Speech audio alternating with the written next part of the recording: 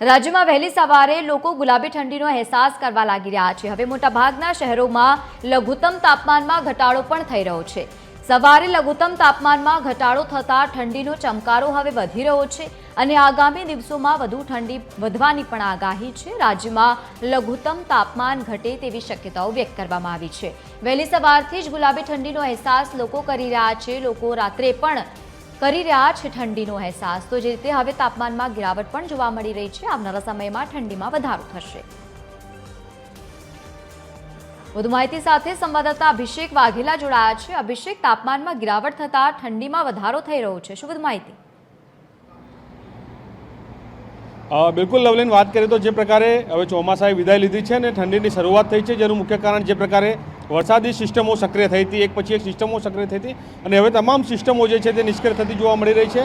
અને સાથે સાથે મહત્વનું કહી શકાય કે હવામાન વિભાગ તરફથી પણ જે કહી શકાય કે ચોમાસાને વિદાય આપી દીધી છે। ત્યારબાદના હવે દ્રશ્યો આપણે બતાવવા માંગીશ। જોઈ શકાય છે કે અમદાવાદના આ દ્રશ્યો જે છે કે જ્યાં વહેલી સવારથી ધુમ્મસભર્યું વાતાવરણ જોવા મળી રહ્યું છે। સાથે સાથે વહેલી સવારે અને મોડી રાત્રે ઠંડીનો ચમકારો જે છે તે જોવા મળી રહ્યો છે। સાથે સાથે રાજ્યભરની જ્યારે આપણે વાત કરવામાં આવે તો રાજ્યભરમાં પણ ઠંડીનો ચમકારો જે છે તે હવે જોવા મળી રહ્યો છે। મોડી રાત્રે અને વહેલી સવારે જે શીત લહેર જે છે તે શહેરમાં જોવા મળી રહેતી હોય છે। તે સાથે સાથે વાત કરવામાં આવે તો જે પ્રકારે હવે ઠંડીની શરૂઆત થઈ છે ત્યારે ન્યૂનતમ તાપમાનની જ્યારે વાત કરવામાં આવે તો ન્યૂનતમ તાપમાનમાં પણ ધરખમ ઘટાડો જે છે તે જોવા મળી રહ્યો છે। મોટાભાગના શહેરોના તાપમાન જે છે તે ગગડ્યા છે। સૌથી ઓછું તાપમાનની જ્યારે આપણે વાત કરવામાં આવે તો મહુવામાં 18.1 ડિગ્રી તાપમાન જે છે તે નોંધાયું છે અને તે સિવાયની જ્યારે વાત કરવામાં આવે તો 17 જેવા એટલા શહેર છે કે જેના તાપમાન 20 ડિગ્રીની આસપાસ જે છે તે નોંધાયું છે। અમદાવાદની વાત કરવામાં આવે તો અમદાવાદમાં 21.4, ગાંધીનગરમાં 21 ડિગ્રી, એવી રીતે વાત કરવામાં આવે તો 17 જેટલા એવા શહેરો જે છે કે જ્યાં 20 ડિગ્રીની આસપાસનું તાપમાન જે છે તે નોંધાયું છે।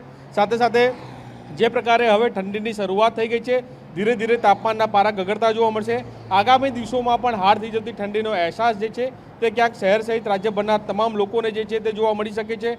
સાથે સાથે ન્યૂનતમ તાપમાનમાં ઘટાડાની જ્યારે વાત કરવામાં આવે તો અત્યારે હાલ જે પ્રકારે આ વાતાવરણ જોવા મળી રહ્યું છે તેને લઈને હવે ઠંડીની પણ શરૂઆત થઈ ગઈ છે। સાથે સાથે મહત્વપૂર્ણ કહી શકાય કે જોઈ શકાય છે અત્યારે હાલ કે વહેલી સવારે જે પ્રકારે ઠંડીની શરૂઆત થતી હોય છે ત્યારે ધુમ્મસભર્યું વાતાવરણ જોવા મળતું હોય છે, ત્યારે શહેરમાં કેટલાક વિસ્તારોમાં અત્યારે હાલ પણ ધુમ્મસભર્યું વાતાવરણ જોવા મળી રહ્યું છે અને તેને લઈને ક્યાંક વિઝિબિલિટી પણ ઘટતી હોય તે પ્રકારનું જોવા મળી રહ્યું છે।